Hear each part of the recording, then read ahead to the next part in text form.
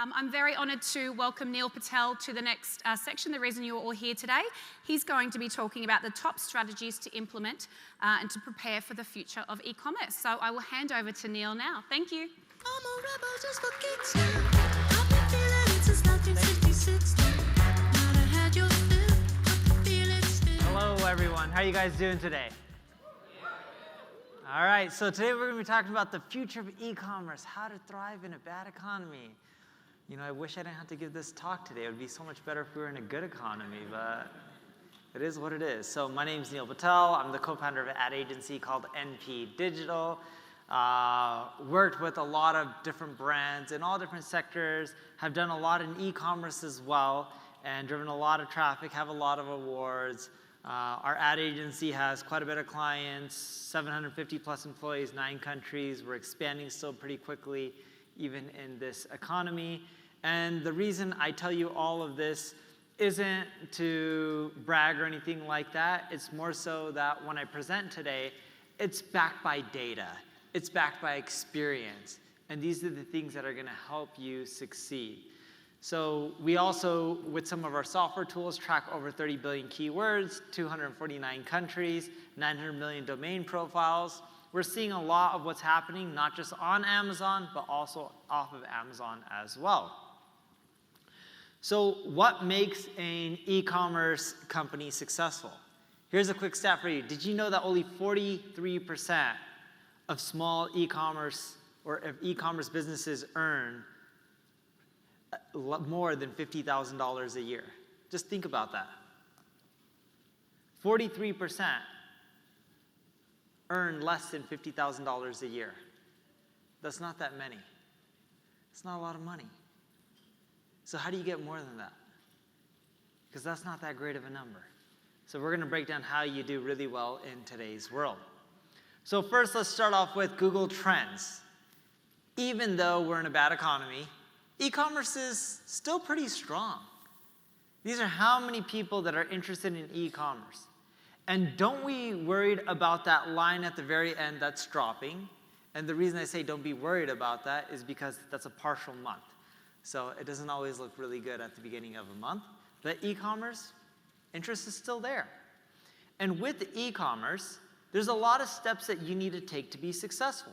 And most people think it's just as simple as choosing a niche, and then building a website, and then optimizing for conversions and driving traffic. But it doesn't really work that way. There's a lot of little steps that you need to take with each of those steps to do well. And if you're not doing all these little things, you're not going to achieve the results. It's not as simple as using ChatGPT and telling them to pop up a website and help you sell a product. I always say with AI, people overestimate the power of AI in the short run. In the long run, funny enough, they're really underestimating what it can do for you. But in the short run, everyone believes AI can solve all these problems. AI cannot help you do each and every single one of these steps in an automated, systematic way. You're going to have to still put in the effort and do it yourself. So when you think about the economy, the first thing that you need to think about is how do bad economic times affect e-commerce? We know the obvious. People spend a little bit less. But how do you really overcome it? Well, first off, customers are more price sensitive. And when you think about price sensitivity, a report by McKinsey found that 60% of consumers are making changes to their spending habits in response to economic uncertainty. How many people here spend the same amount that they did last year? Like as in they're freely just buying whatever they see. Raise your hand. Few people. You guys are rich. I should do whatever you guys are doing. How many of you here have adjusted what you guys are spending money on because of the economic conditions we're in? Raise your hand, whether it's in your business, personal. Look around the room right now. Most people put their hands down, but the majority raise their hand. Trust me. You gotta adapt. And one way to adapt is by going live. Live selling is one of the best strategies we've seen work in this environment. Has anyone ever watched Home Shopping Network? QVC. Look at this mop. It's amazing. It's going to get rid of all the stains on your floor and even carpet, even though it's a mop. There's only 99 left. Whoa, the phones are ringing off the hook. There's only 10 left. Dial now. We're only 1 left. Oh, don't worry, we just got another 1,000 in stock. So if you start live selling, hopefully not in a sleazy way like I just did, I was just messing around, you will start seeing more sales. We see shoppable live streams increasing sales by roughly 20%. And this is from Ecommerce. They have a lot of data. The other thing that you want to do is focus on necessities. Makeup is a necessity. I learned that by working with beauty companies. I didn't realize it was a necessity. I always tell my wife, why do you wear makeup? You know, for Christmas, she always asks me, what do you want for Christmas? She has this little pencil pouch with makeups. I'm like, get rid of your pencil pouch. Because every time we go to dinner, we're usually 30 minutes late. But if I got rid of that pencil pouch, we would be on time. Never got that Christmas gift or birthday gift. But if you focus on necessities when you're selling, you will see more sales. Great example of this is rice. You know, we all talk about things like AI. There's so much money in AI. You know what there's also a lot of money in? Rice. I was reading a CNBC article the other day, and it says there's a shortage of rice. You think people are going to stop buying rice? No, you need it. Don't believe me? You go to any restaurant, I bet you they have rice on their menu. I don't care if it's an American restaurant, Asian restaurant, Italian restaurant. Maybe they call it in Italian restaurants rice risotto, the same thing. But if you focus on necessities, you'll generate more sales. Providing essential goods and services during economic times of uncertainty increases customer loyalty by 10%. This is from Harvard Business Review. Another thing you should try, gamification. Who doesn't love games?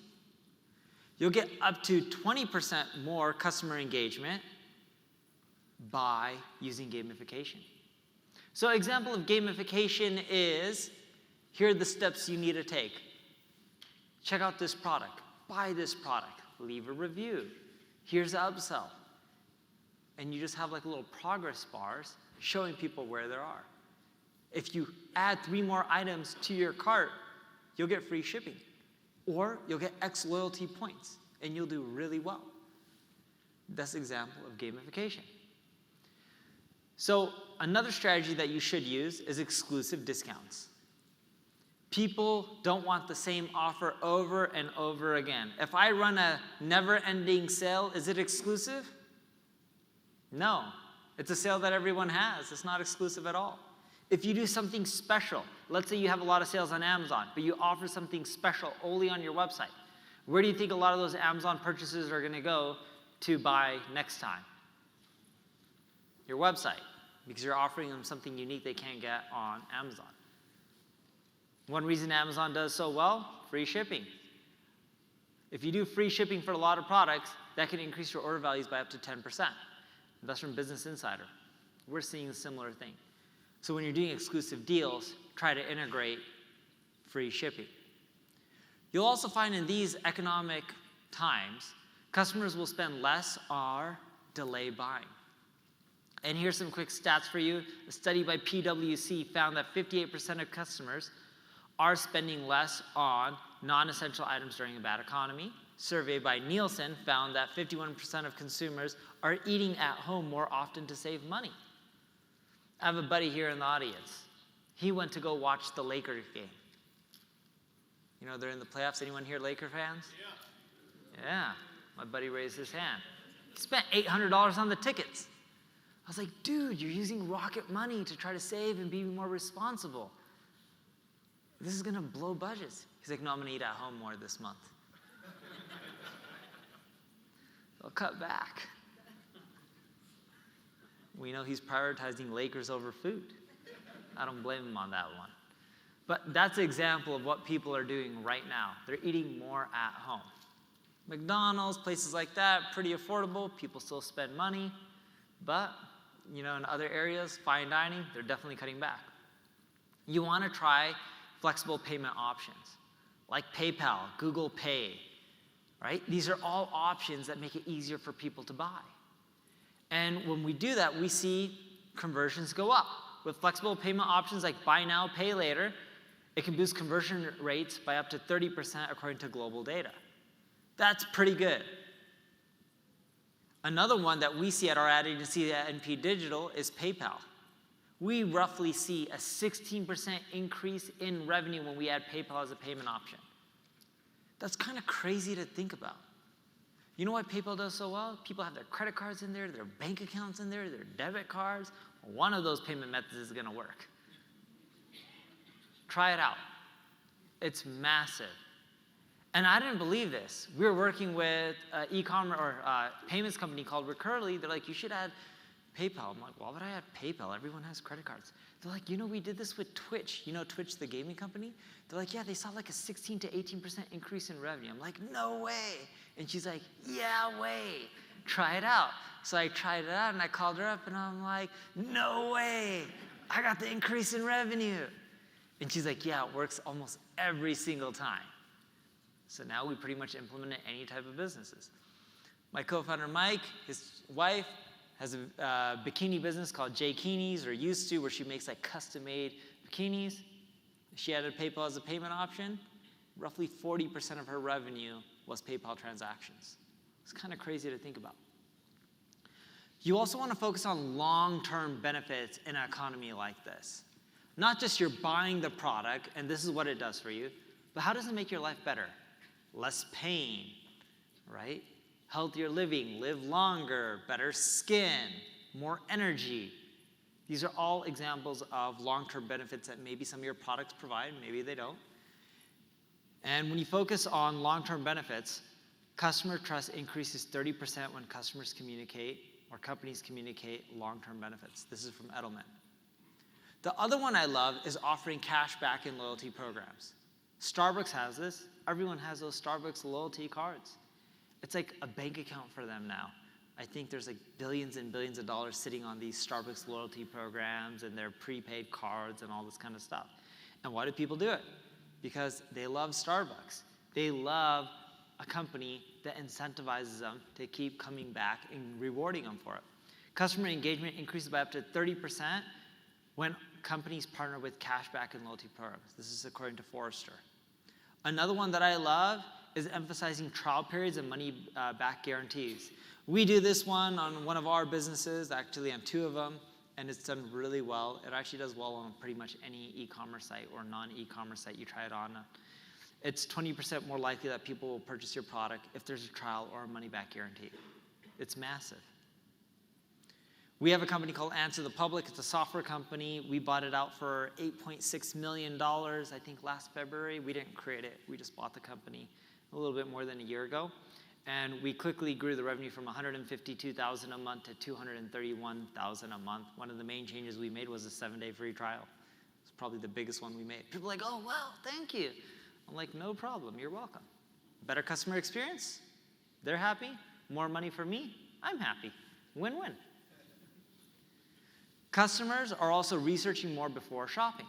So a great example of this, if you are buying right now in a bad time, you're going to make sure you get a deal. There's nothing wrong with it. You know, people would make fun of me when I was a little kid in high school, being like, you Indians are really cheap. And I'm like, no, you think cheap. I say smart. Always researching and trying to get a good deal. 81% of customers go online before heading out to the store. It's up 20% since last year, and spend an average of 79 days gathering information before making a major purchase. That's GE Capital Retail Bank. The big thing that we're seeing is people are doing this research through omni-channel. You guys familiar with omni-channel? Leveraging all the platforms to generate sales? Yes? You follow me on this? Whether it's Instagram, YouTube, Facebook, Google, Amazon, they're doing research everywhere. And this chart here is really important because on the left side, the darker blue lines tell you the most effective channels when you're leveraging omni-channel. The lighter blue, or not blue, I don't know why the heck I'm saying blue. The dark orange color is the most effective channel. The bigger the bar, the more effective channel it is for omni-channel. The lighter orange color, not blue, is how hard that channel is to implement. So you ideally want to go after the channels that have the biggest dark blue line and the smallest light blue line. What does that mean? You're going to get a bigger impact for less time. Those are the channels you should be focusing on first. To give you an idea, when you're thinking about omni-channel, who here uses TikTok? Raise your hand. It's amazing. A lot of people, how many here at e-commerce businesses advertise on TikTok? Raise your hand. Not even 1/10 of the room. That's not good. You want to know why? Because on average, the cost to acquire a customer on TikTok from our test at our ad agency, NP Digital, is 51.6% cheaper than Facebook and 40.4% cheaper than Google. But hey, if you want to spend more money, go and do it. But if you want to save money, look at TikTok. Now, this doesn't mean you shouldn't be doing Facebook ads or you shouldn't be doing Google ads. It just means you should be doing all of it as long as it's profitable. And with your page, when you're driving this traffic to your website, you want to make sure your landing page converts really well. Because if it doesn't convert well, you're going to be throwing money down the drain. So you want to follow these 27 elements that we have to create the optimal landing page. We got this from Salesforce. It actually works really well. We tested a lot of it out. You can scan the QR code and just download it all. I was going to present on all 27 items, but there's just too many. And I couldn't fit it on a screen because it's just too long. Everyone got their camera, capture the URL. If you didn't, turn to your right. They probably have it. If not, turn to your left. The other person probably has it. Here's an example of some of them. Virtual try-ons, wish lists, give people 10 reasons to buy, discount timers and coupon codes, all these types of things. You can get the whole list when you scan them. They'll have it. If you need me to go back, I know some of you are still holding up your phones. You can just capture it. It's a QR code. 20% of shoppers abandon their cart because of incomplete or unclear product information. It's from Baymard Institute. Follow those 27 items, you won't have as many of those issues. You also want to have excellent customer service. People buy from you. They want to be satisfied. I had this friend named Jason. He used to live in Las Vegas. Really clever, witty guy. He bought some shoes from Zappos. You guys familiar with Zappos? Tony Shea, amazing entrepreneur. And he calls them up. He's just like, hey, do you know when my shoes are coming?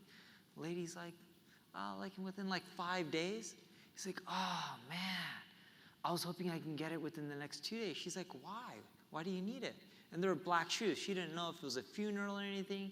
He's like, I'm going on a date. I want to start the date off on the right foot. And she's like, oh, I can't have you starting your date off on the wrong foot. So let me overnight those shoes for you complimentary. He's like, really? She's like, yeah. I want you to be happy with your future wife. He did not get married to that lady, but he did get his shoes the next day. That's amazing customer service, right? That was sweet. Fast customer service reduces 70% of refund requests for metrics that matter. Also in bad times, customers spend less on luxury items. In 2020, the global luxury market saw a decline by 35%, according to Statista. That's kind of crazy to think about. So if luxury spending is declining, it doesn't mean you should stop selling luxury. That's not the reality of it. If you're in a luxury product business, you are. So what you have to do is appeal to a premium audience and upsell them. If someone buys a coffee machine, you know they're going to need a mug to put that coffee in. Or they're going to need coffee pods, coffee bags with those beans, all that kind of stuff. These are examples of upsells. The NP Digital strategy to upsell, which works really well, is speed and automation. Anything that offers speed and automation typically wins. You selling wrinkle cream, give them a light that increases the time that the wrinkles go away, and you will get more sales. Now, I'm not saying you should do that. You should only do that if the light actually works and it helps reduce the wrinkles faster. People are too lazy to put on face cream. If there's this device that automatically puts on the face cream for them every single night, people would pay for that. You know what I would pay for? I wish someone created this. A toothbrush that I just put in my mouth and it brushes all my teeth at once. So would pay for that. Think about how much time we spend brushing every day. My brush has a timer, 2 minutes, but I actually spend 3 minutes. 3 minutes in the morning, 3 minutes at night. I was a little bit late coming here, spent 3 minutes brushing before here. Probably brush 3-4 times a day, but let's average it out at 10 minutes a day. Think about how many years we live, 365 days in a year, 10 minutes a day. That's 3,650 minutes. If you live for 100 years, the amount of time you spent brushing, you can build a whole company and be a billionaire by then. You just need that tool to automate the brushing for you. So we find that when we go after speed and automation when it comes to upselling, we see typically a 6 to 14% increase in revenue. Always do it after they put in their credit card, and then on the thank you page, let them click the buttons one time. They don't have to re-put in their credit card, and they get the purchases. You also find promotions with limited time offers and exclusivity when it comes to offers, like Net-a-Porter does, works really well. It drives more sales. And you can do this by also adding countdown timers to your offers. So like when we send out emails for our e-commerce clients and there's exclusive deals, we put in countdown timers within the email, and the timer is actually going down within that email. And when we do that, the emails that have the countdown timers typically average 23.91% more conversions. Simple hack. Now, you're not going to get 23% more conversions from all your emails. I'm talking about the emails that have the countdown timers. They typically convert 23% plus better. Now, if you put a countdown timer in an email without a discount or an offer on the landing page, it's not going to work. People are just going to lose their trust in you. I also recommend that you compare budget-friendly and luxury products. We see this working extremely well. A great example of this is Kate Spade and Michael Kors. Have you guys heard of those brands? They do really well. Why? Because they're like accessible luxury. They're still nice, but they're affordable. People love them, especially those college kids. They look cool. They look like they're balling, as a term that they use. And they feel amazing. I remember I had this friend, Alicia, and Alicia had this Michael Kors watch, and she was in some financial trouble. I was like, why don't you go to a pawn shop and sell this? She's like, I can't. It's an amazing watch. Accessible luxury. Loved it. Eventually I got her to go to the pawn shop and pawn it off. And then she went back and bought it a week later. People love accessible luxury. I also want you to take a look at the save for later list. You know, with a lot of e-commerce sites, if you don't have this, let people save the items that they want to buy but they can't buy, because then you can send them a ton of email campaigns encouraging them to buy over time. Save for later purchases average 10 to 15% more than regular purchases. That's massive. See, all these little things add up. I'm not telling you you're going to do one of these changes on your business and you're going to double your revenue, but if you do a lot of little ones, it adds up, and that's how you win. Another strategy that I love using on Meta to reach new audiences with a 75% plus views. So what I want you to do is create a product-related video. Make sure the video is at least 3 minutes long. Can't be a minute long, it needs to be 3+ minutes long, all right? Create a Meta ad, serve a wide audience, just pick the gender, pick the age, and then turn into lookalike audiences.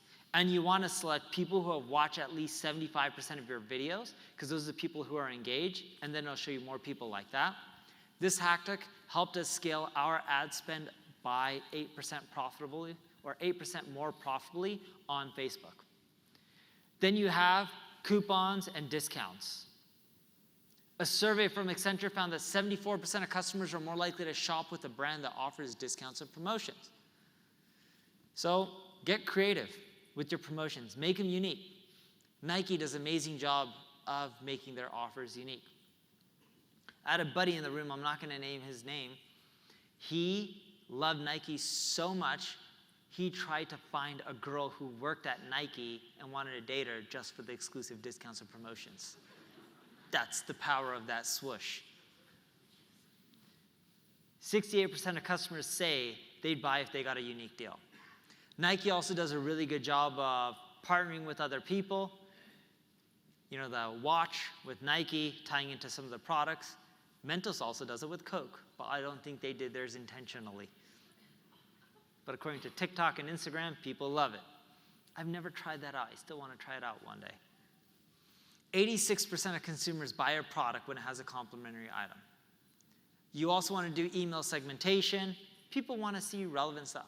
I don't have a dog. If you send me emails on dog food, even if I had a cat, I'm not going to buy it. I also don't have a cat either. But if you send me stuff for my children, like puzzles, my daughter wants a new puzzle every day, good chance I'll buy it. Power of segmentation.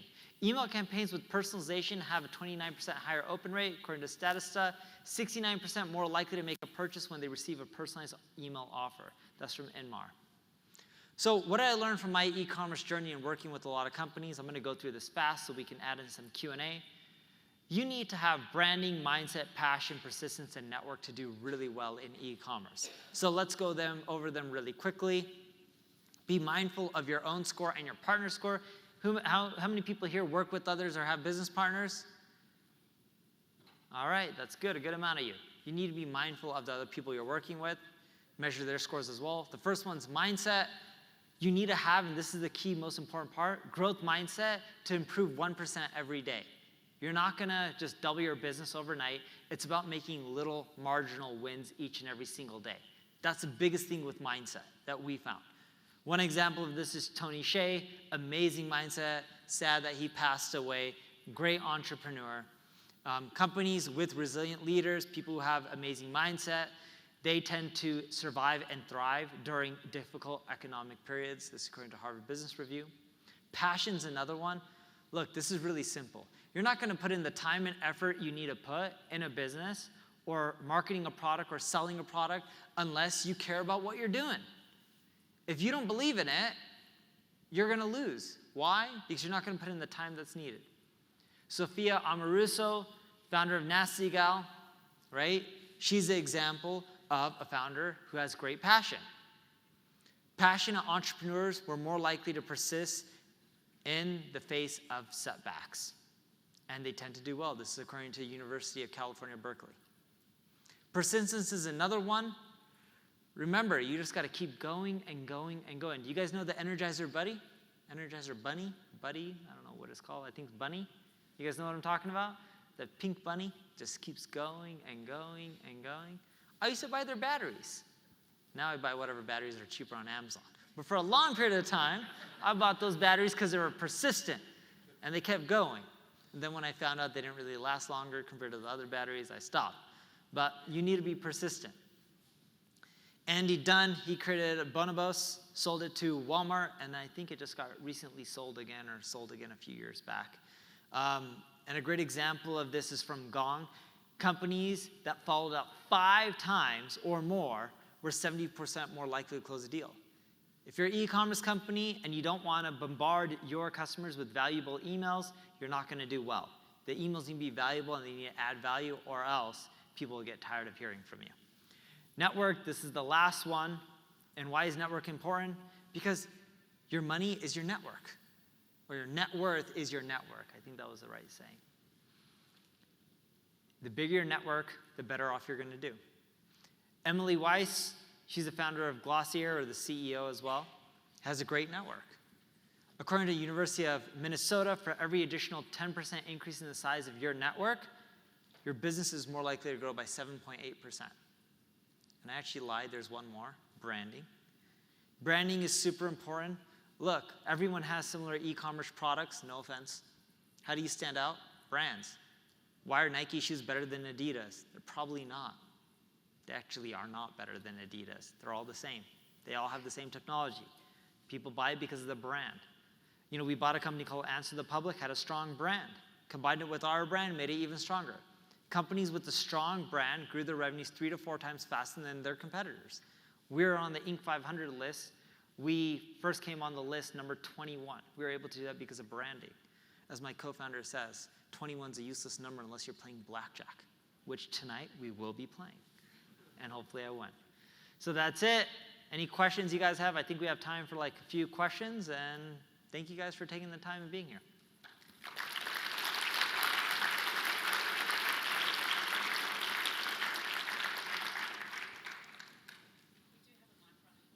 We have a mic runner coming around. Just raise your hand and the mic runner will come to you.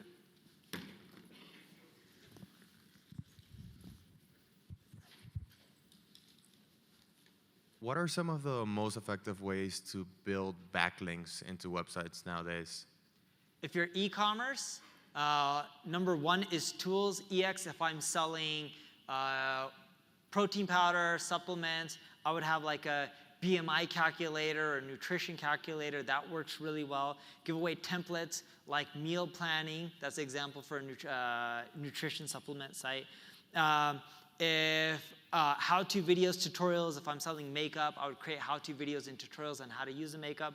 I would also have listicles too, the 10 best toaster ovens, and list them out 1 through 10. A lot of people link to those too. For example, well, cookware. If we sell pans, maybe recipes could be something for backlinks, or? No. Okay. If I was selling pans, do you know on the bottom of the pan, you know how it gets ugly and black and disgusting after a while? You know that you can actually clean it and make it look brand new? Okay. You create a video showing people how. I saw that shit on Instagram. It was legit. I went and found a pan in my house that was messed up like that, and I cleaned it, and I don't even cook. But that would generate a lot of backlinks.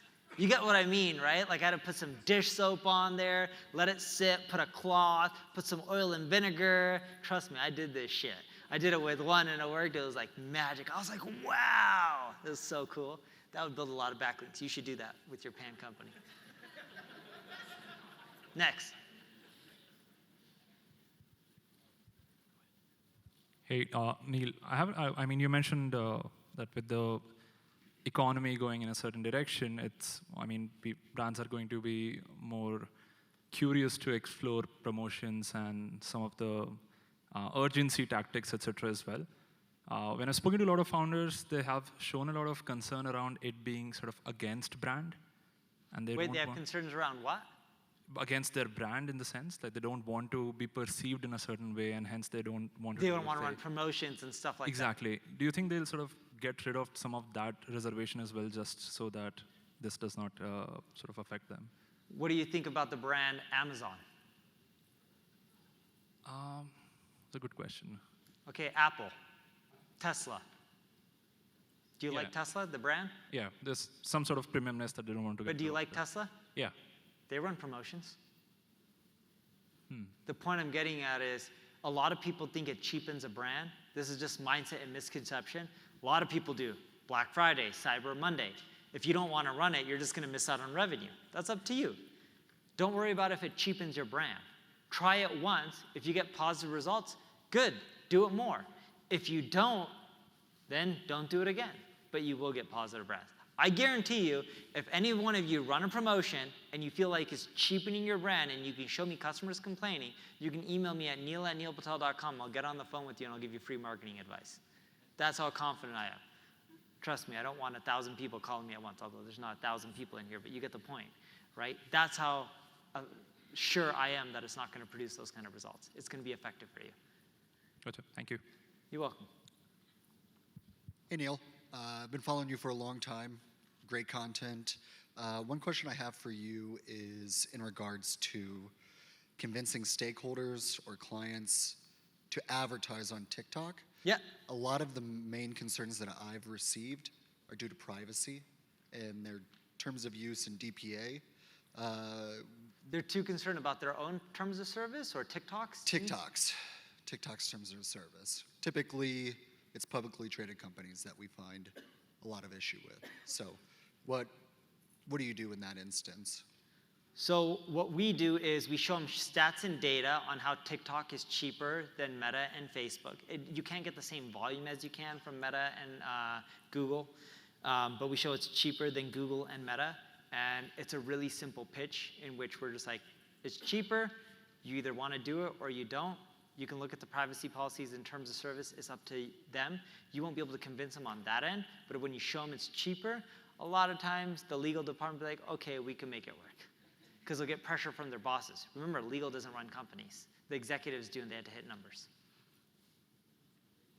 You're welcome. think maybe time for one more, and that's it. I think the mic runner went over there. I guess I'm the last one. Yeah, go for it. Regarding TikTok, what are your thoughts on creative for TikTok? Like, can I take a TV ad that we already have and repurpose it, user-generated content? So that's actually a really, and I don't mean this in a bad way. I love the question. That's actually a really bad strategy. So we found what works the best on TikTok. Do you guys also post organically on TikTok or no? We don't do much on TikTok today. Okay, you post on Instagram? A little bit. Whatever your videos or your reels do the best on Instagram, chances are turn those into ads for TikTok, and that's usually what does really well. Like the professional ad quality stuff just doesn't do as well on TikTok. Right. But look at what's doing well organically, even on your competitors, and that'll give you ideas of what kind of ads you should create on TikTok. Thanks. Everyone, thank you for your time. Really appreciate it. You guys have a wonderful day. All the rebels just for kids.